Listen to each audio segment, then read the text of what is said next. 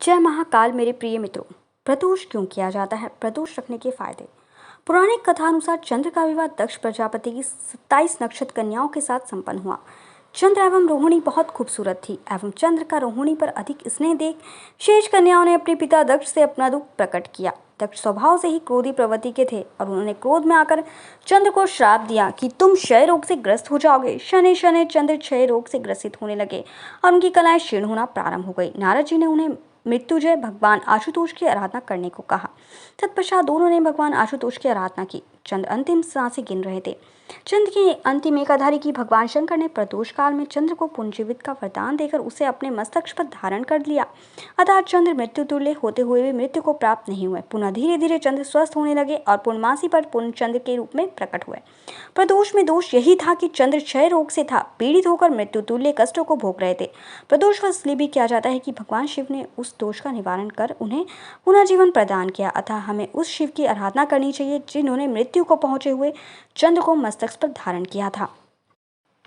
प्रदोष व्रत फल। हर महीने की दोनों पक्षों की त्रयोदशी तिथि को प्रदोष व्रत रखा जाता है।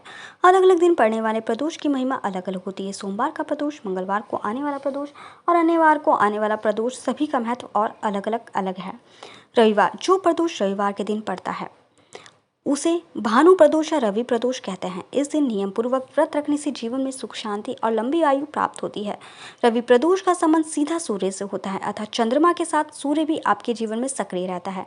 यह सूर्य से संबंधित होने के कारण नाम, यश और सम्मान भी दिलाता है। अगर आपकी कुंडली में अपक्षय के योग हैं तो यह प्रदोष करें। रवि प्रदोष रखने से सूर्य संबंधी सभी परेशानियां दूर हो जाती हैं।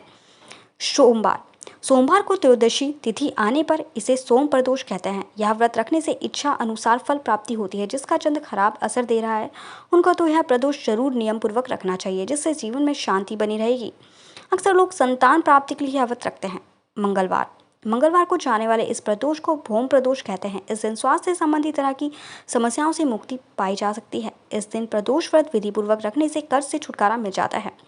बुधवार, इस दिन को आने वाले प्रदोष को सौम्यवारा प्रदोष भी कहा जाता है। यह शिक्षा एवं ज्ञान प्राप्ति के लिए किया जाता है। साथ ही यह जिस भी तरह की मनोकामना लेकर किया जाए उसे भी पूर्ण करता है। यदि आप में इस प्राप्ति की इच्छा है तो यह प्रदोष जरूर करें। गुरुवार प्रदोष कहते हैं। इससे आपका बृहस्पति गर्भ शुभ प्रभाव तो देता ही है, साथ ही इसे करने से पितरों का आशीर्वाद भी प्राप्त होता है। अक्सर यह प्रदोष शत्रु एवं खतरों के विनाश के लिए किया जाता है। यह हर तरह की सफलता के लिए भी रखा जाता है। शुक्रवार, इसे भृंगावारा प्रदोष कहा जाता है। जीवन में सौभाग्य की वृद्धि हेतु यह प्रदोष किया जाता है। सौभाग्य है तो धन और संपदा स्वतः ही मिल जाती है। इससे जीवन हर कार्य में सफलता मिलती है। शनि प्रदोष से पुत्र की प्राप्ति होती है। अक्सर लोग इस तरह की मनोकामना के लिए नौकरी और पदोन्नति की प्राप्ति के लिए करते हैं। रवि प्रदोष, सोम प्रदोष व शनि प्रदोष के व्रत को पूर्ण करने से अतिशीघ्र कार्य सिद्धि होकर अभीष्ट फल की प्राप्ति होती है। सर्वकार्य सिद्धि हेतु शास्त्रों में कहा गया है कि यदि कोई भी 11 अथवा 1 वर्ष के समस्त त्रयोदशी के व्रत करता है तो उसकी समस्त मनोकामनाएं अवश्य ही और शीघ्रता से पूर्ण होती है। प्रदोष रखने से आपका चंद्र ठीक होता है, अर्थात शरीर में चंद्र तत्व में सुधार होता है। माना जाता है कि चंद्र के सुधार होने से शुक्र भी सुधरता है और शुक्र से सुधरने से बुध भी सुधर जाता है। मानसिक बेचैनी खत्म होती है।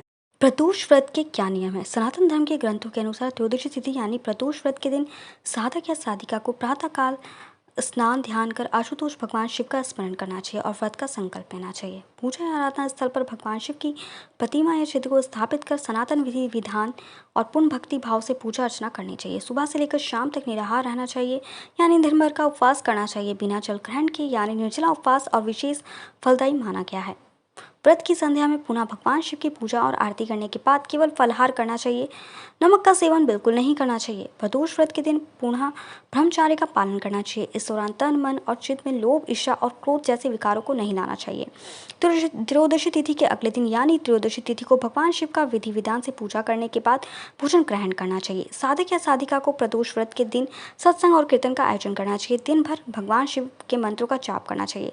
साधक या साधिका को प्रदोष व्रत के दिन मांसाहार और बिल्कुल नहीं करना चाहिए। तामसिक भोजन और पदार्थ जैसे प्याज, लहसुन, मांस, मंसूर, उड़द, तंबाकू और आदि मदिरा का सेवन कतई नहीं करना चाहिए। जय महाकाल मेरे प्यारे मित्रों, मेरे चैनल को लाइक और सब्सक्राइब करना बिल्कुल ना भूलें।